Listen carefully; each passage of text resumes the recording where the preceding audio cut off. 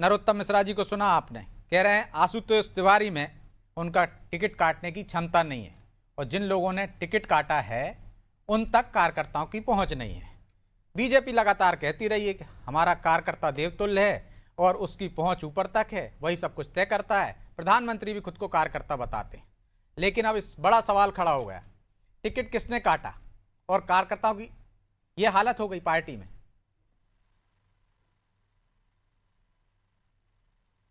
दुर्गेश जी। देखिए ब्रजेश जी, भारतीय जनता पार्टी संगठन आधारित दल है।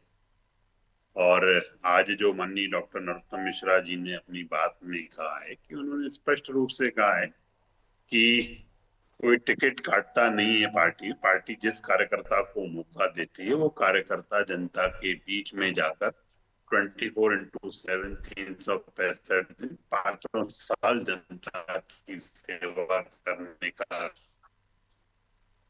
हमारे यहाँ पे ये परंपरा है ब्रजेश। जिस जिस विधानसभा हम हारे होते हैं, जो हमारा कैंडिडेट रहता है जिसने पुराना चुनाव लड़ा है, उसमें से वो निश्चित रूप से जो कैंडिडेट है वो ही वहां पे जनता की दुख में, दर्द में, तकलीफ में खड़ा रहने का काम करता है। यही डॉक्टर नरोत्तम मिश्रा जी ने 2.5 साल तक किया।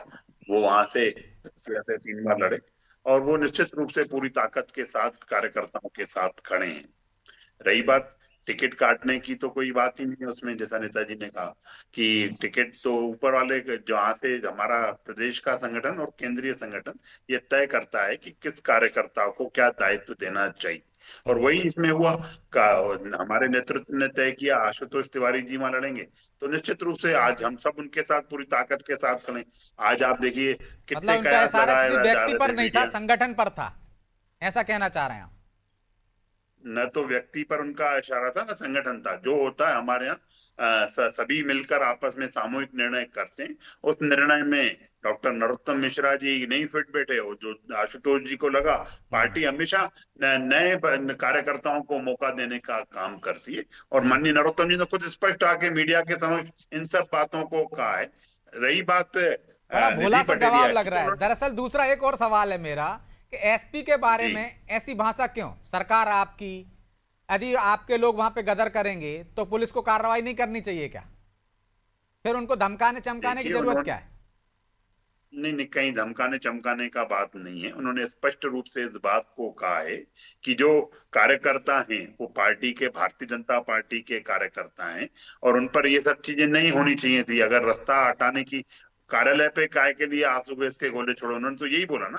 कार्यालय से क्या, कार्यालय तो सड़क पे खड़ा नहीं था, वो तो अपनी जगह पे था। जो लोग थे उनको आपको हटाना चाहिए था। और सब चीजें सबके सामने, कोई चीज आपसे ब्रजेश जी छुपी हुई नहीं है। पूरा पूरा अनादि जनता की हर बात उठाने का काम करता है और इस विषय को भी आप उसी पूरी दमखम से उठाने का काम कर रहे हो। तो निश्चित रूप से उन्होंने स्पष्ट का। और हिदायत देने में मुझे लगता है कहीं कोई धमकी है, उसको सब हिदायत ले रहे हैं, आप धमकी ले रहे हैं उस चीज देखिए, मैं तो को ऐसा। कांग्रेस कह रही ना, आरोप लगा रही है, अभी सुना है आपके। अब आपके हिदायत यहाँ और लोकतंत्र धमकी नहीं ये बचा, जब तानाशाही बची है। जिसका चाहो टिकट काट दो, कार्यकर्ताओं की कोई सुन नहीं रहा है। कांग्रेस अब प्रासंगिक नहीं रही है प्रदेश में। हिदायत और इसलिए धमकी बहुत इसलिए बढ़िया। वो चैनलों पे देखिए ना कैसे खुश होके बातें कर रहे हैं अभी। अपनी अपनी तो इनसे हो नहीं रहा है, इनके कबीले, इनके धड़े, इनके टुकड़े बटे हुए हैं और ये हंसी खुशी में निकाल रहे हैं। तो इनको करने दीजिए, ये इसी तरह की बातें करते हैं। जनता इनसे विमुख हो चुकी है। ये सिर्फ आजकल टीवी चैनलों और सोशल मीडिया की शोभा बढ़ाने का काम कांग्रेस के लोग कर रहे हैं ब्रजेश जी।